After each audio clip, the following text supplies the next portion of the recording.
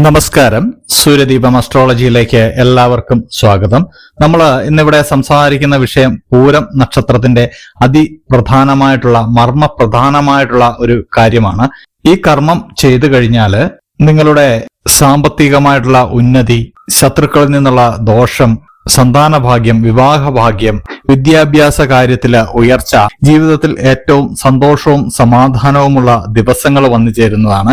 ഇതിൽ ഏറ്റവും പ്രധാനമായിട്ടുള്ള നിങ്ങളുടെ ശത്രുദോഷം മാറും എന്നുള്ളതാണ്. കൂടോത്രം, ദൃഷ്ടിദോഷം, കൈവിഷം, അങ്ങനെ നിങ്ങൾ കേട്ടിട്ടുള്ള നെഗറ്റീവായിട്ടുള്ള എല്ലാ എനർജികളുടെയും ഒരു തകർച്ചയാണ് ഇതിലൂടെ നിങ്ങൾക്ക് അനുഭവവേദ്യമാകാൻ പോകുന്നത്.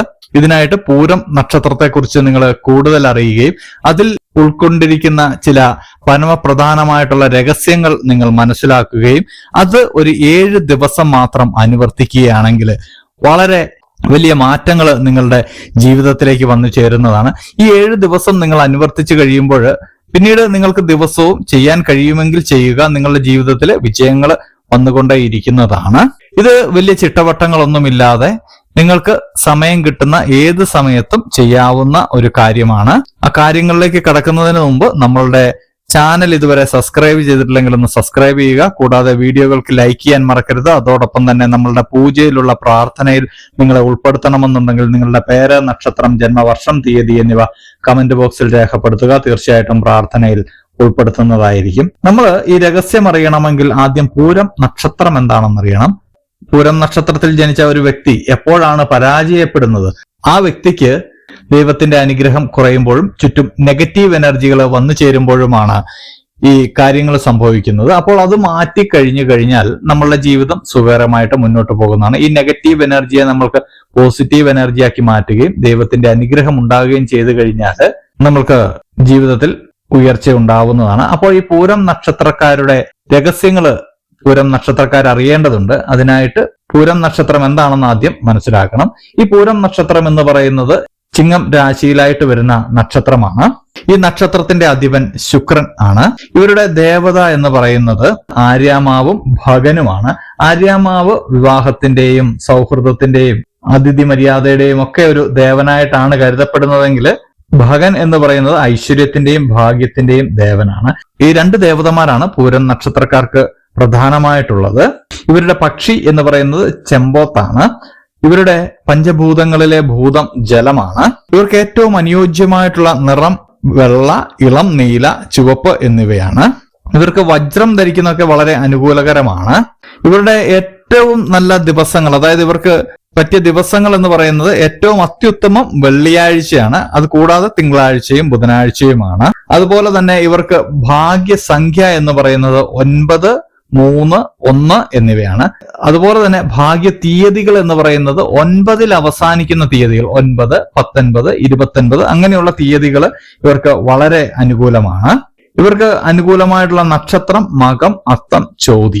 അതുപോലെ തന്നെ ഇവരുടെ രാശ്യാധിപൻ എന്ന് പറയുന്നത് സൂര്യനാണ്. അപ്പോൾ നമ്മൾ ഇത്രയും പറഞ്ഞത് ഇവർക്ക് പൂരം നക്ഷത്രക്കാർക്ക് മിക്കവർക്കും അറിയാവുന്ന കാര്യങ്ങളായിരിക്കും. എന്നാൽ ഇതിൽ അടങ്ങിയിരിക്കുന്ന രഹസ്യങ്ങൾ നിങ്ങൾ മനസ്സിലാക്കി കഴിഞ്ഞാൽ തീർച്ചയായിട്ടും നിങ്ങളുടെ ജീവിതത്തിൽ ഈ മേൽപ്പറഞ്ഞ കാര്യങ്ങളെല്ലാം സംഭവിക്കുന്നതാണ്. അതിനായിട്ട് നിങ്ങൾ ചെയ്യേണ്ട ഒരു കാര്യമുണ്ട്. നിങ്ങളുടെ നക്ഷത്ര അധിപനായിട്ടുള്ള ശുക്രന്റെ ബീജമന്ത്രം നിങ്ങൾ തുടർച്ചയായിട്ട് 7 ദിവസം നിങ്ങൾക്ക് പറ്റുന്ന സമയത്ത് ജപിക്കുക എന്നുള്ളതാണ്. ഈ ബീജമന്ത്രം ജപിക്കുന്നതിലൂടെ നിങ്ങൾക്ക് ചുറ്റുമുണ്ടായിരിക്കുന്ന നെഗറ്റീവ് എനർജികൾ ഒരു പരിധിവരെ മാറിപ്പോകുന്നതാണ്. അതോടൊപ്പം തന്നെ നിങ്ങൾക്ക് പോസിറ്റീവ് എനർജി വന്നു ചേരുന്നതാണ്. അതുപോലെ തന്നെ നിങ്ങളുടെ രാശ്യാധിപൻ എന്ന് പറയുന്നത് സൂര്യനാണ്. അതുപോലെ തന്നെ സൂര്യദേവന്റെ ബീജമന്ത്രവും നിങ്ങൾ ജപിക്കുക എന്നുള്ളതാണ് ചെയ്യേണ്ടത്. ഇവരുടെ ബീജമന്ത്രം 7 തവണയെങ്കിലും നിങ്ങൾ ജപിക്കേണ്ടതാണ്. ഈ 2 മന്ത്രങ്ങളും നിങ്ങൾക്ക് ഏകാഗ്രമായിട്ട് 108 തവണ ജപിക്കാൻ കഴിയുകയാണെങ്കിൽ വളരെ ഉചിതമായിരിക്കും. കാരണം ഈ മന്ത്രങ്ങൾ ശബ്ദതരംഗങ്ങളായിട്ട് നമ്മളുടെ പ്രപഞ്ചത്തിലേക്ക് വരികയും അവിടെ നിന്നൊരു പോസിറ്റീവ് എനർജി ഉണ്ടാവുകയും അതൊരു ഓറ പോലെ നിങ്ങളെ സംരക്ഷിക്കുകയും ചെയ്യുന്നു എന്നുള്ളതാണ് ഇതിലെ കാര്യങ്ങൾ. നമ്മൾ ലക്ഷാർച്ചനയൊക്കെ ചെയ്യുന്നത് ഇതിനു വേണ്ടിയാണ്. മന്ത്രങ്ങൾ പല തവണ ഉരുവിടുമ്പോഴാണ് അതിന് ഫലസിദ്ധി ഉണ്ടാവുന്നത്. ഏറ്റവും കുറഞ്ഞത് 7 തവണയെങ്കിലും നിങ്ങൾ ഉരുവിടേണ്ടതാണ്. ഈ 2 മന്ത്രങ്ങളും ജപിക്കുമ്പോൾ തന്നെ നിങ്ങൾക്ക് ഒരു പരിധിവരെ നിങ്ങൾക്ക് സംരക്ഷണം ലഭിക്കുന്നതാണ്. അതുപോലെ തന്നെ നിങ്ങൾക്ക് പോസിറ്റീവ് എനർജി നൽകാൻ കഴിയുന്ന ഒരു കാര്യമാണ് ചെമ്പോത്തിന്റെ അല്ലെങ്കിൽ ഉപ്പന്റെ ചിത്രം നിങ്ങളുടെ കിടപ്പുമുറിയിൽ വെക്കുന്നത്. ചില സ്ഥലങ്ങളിൽ ഉപ്പൻ എന്ന് പറയും, ചില സ്ഥലങ്ങളിൽ ചെമ്പോത്ത് എന്ന് പറയും. ഇതിന്റെ ചിത്രം ലഭിക്കുകയാണെങ്കിൽ കിടപ്പുമുറിയിൽ വയ്ക്കുന്നത് വളരെ വലിയൊരു പോസിറ്റീവ് എനർജി നിങ്ങളിലേക്ക് വന്നു ചേരുന്നതാണ്. അതുപോലെ തന്നെ നിങ്ങളുടെ പഞ്ചഭൂതങ്ങളിലെ ഭൂതം ജലമായതുകൊണ്ട് എല്ലാ ദിവസവും രാവിലെ ഒരു കൈക്കുമ്പിൾ ജലമെടുത്ത് സൂര്യഭഗവാന് നേരെ നിന്ന് പ്രാർത്ഥിച്ചതിന് ശേഷം ആ ജലം കൊണ്ട് മുഖം കഴുകുന്നത് വളരെയധികം ഉത്തമമാണ്.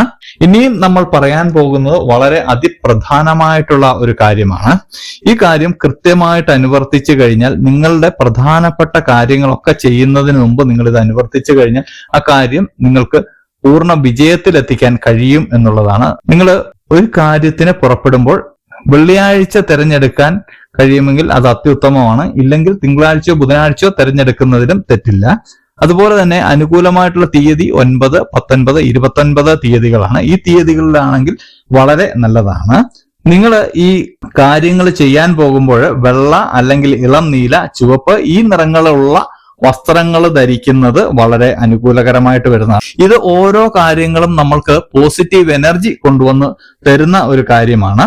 ഇതെല്ലാം ചെയ്തതിന് ശേഷം നിങ്ങൾ ഒരു കൈക്കുമ്പിളിൽ ജലമെടുത്തതിന് ശേഷം സൂര്യഭഗവാനെ നോക്കി പ്രാർത്ഥിച്ചതിന് ശേഷം ആ ജലം കൊണ്ട് മുഖം കഴുകിയതിന് ശേഷം യാത്ര പുറപ്പെടുക, അല്ലെങ്കിൽ ഈ കാര്യം ചെയ്യുവാനായിട്ട് പുറപ്പെടുക.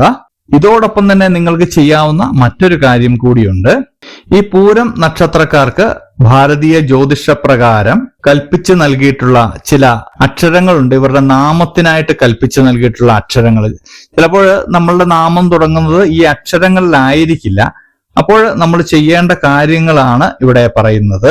പൂരം നിങ്ങൾ 1-ാം പാദത്തിലാണ് ജനിച്ചതെങ്കിൽ മോ എന്നും, 2-ാം പാദത്തിലാണെങ്കിൽ ട എന്നും, 3-ാം പാദത്തിലാണെങ്കിൽ ടി എന്നും, 4-ാം പാദത്തിലാണെങ്കിൽ ടു എന്നും അക്ഷരങ്ങൾ വരുന്ന നാമങ്ങൾ സ്വീകരിക്കുന്നതാണ് നിങ്ങൾക്ക് ഉചിതം. പക്ഷേങ്കിൽ വളരെ അപൂർവമായിട്ട് മാത്രമേ ഇങ്ങനെയുള്ള നാമങ്ങളൊക്കെ നമ്മൾക്ക് ലഭിക്കാറുള്ളൂ.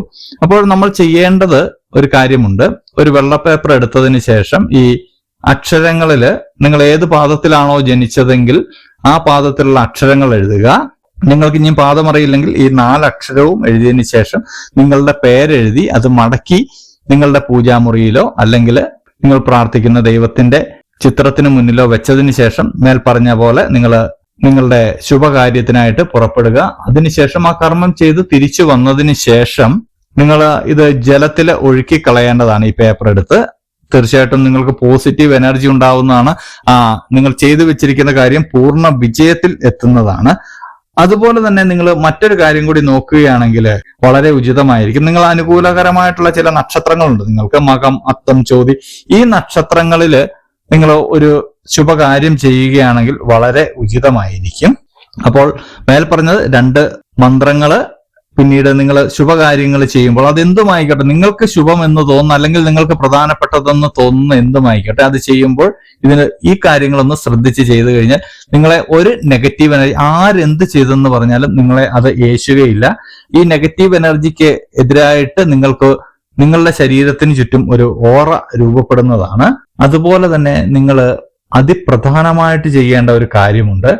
ഇതിന് ഒരു സമയനിഷ്ഠയുണ്ട്. പൂരം നക്ഷത്രക്കാരുടെ ബീജമന്ത്രം നിങ്ങൾ ജപിക്കേണ്ടതാണ്.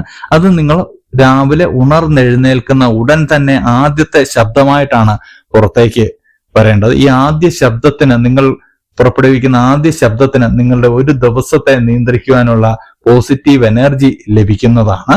ഇതും 7 തവണ അല്ലെങ്കിൽ 108 തവണ നിങ്ങളുടെ മനസ്സ് എത്രത്തോളം ഏകാഗ്രമാക്കി വെക്കാൻ കഴിയുന്നു. മറ്റ് കാര്യങ്ങളിലേക്ക് മനസ്സ് വ്യതിചലിക്കരുത്. ഇതിൽ മാത്രം ഏകാഗ്രമാക്കി വെച്ചുകൊണ്ട് ഈ മന്ത്രം ജപിക്കേണ്ടതാണ്. പൂരം നക്ഷത്രക്കാരുടെ ബീജമന്ത്രവും രാവിലെ 7 തവണ ജപിക്കുക. അപ്പോൾ ഈ 3 മന്ത്രങ്ങളും നമ്മൾ ഈ പറഞ്ഞ കാര്യങ്ങളും നിങ്ങളൊന്ന് 7 ദിവസം അനുവർത്തിക്കുകയാണെങ്കിൽ തീർച്ചയായിട്ടും നിങ്ങളുടെ ജീവിതത്തിൽ വലിയ മാറ്റങ്ങൾ ഉണ്ടാവുന്നതാണ്. ജീവിതത്തെ വളരെ സന്തോഷത്തോടെ നിങ്ങൾക്ക് നോക്കി കാണുവാൻ കഴിയുന്നതാണ്. അപ്പോൾ ഇതുപോലെയുള്ള അറിവുകൾക്കും വിശേഷങ്ങൾക്കുമായിട്ട് നമ്മുടെ ചാനൽ ഒന്ന് സബ്സ്ക്രൈബ് ചെയ്യുക. ഇനിയും മറ്റൊരു വീഡിയോയുമായിട്ട് നമുക്ക് വീണ്ടും കാണാം. നന്ദി, നമസ്കാരം.